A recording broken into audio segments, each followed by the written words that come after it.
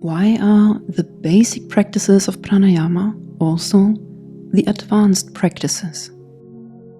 In the beginning, when you want to start your breathwork, you have to develop natural and healthy breathing again.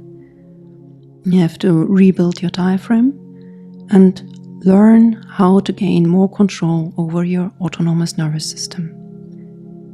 The first exercise is often Makarasana.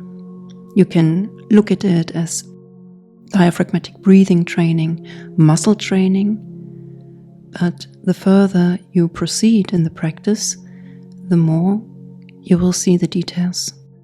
You can read your own mental activity on your breath, the programs that are stored on your subconscious mind, and pierce deeper and deeper into your own layers of existence. You might remember things from early childhood when one ripple in your breath was created. You have already forgotten about it, but you can pierce very deep into your own subconsciousness. Swami Veda, for example, he was a great yogi.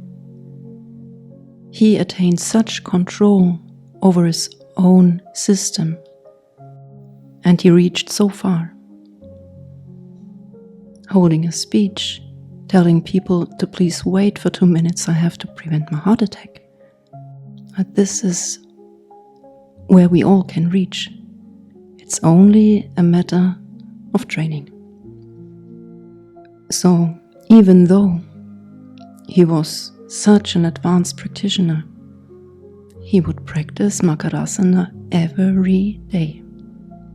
Basic practice is advanced practice because it has many, many layers, like our mind. So please keep your basic practices alive, tend to them and refine them, and you will see what kind of miracles are hidden in it. Please note down your comments, your experiences and questions, and subscribe for more information about healthy breathing and the yogic sciences.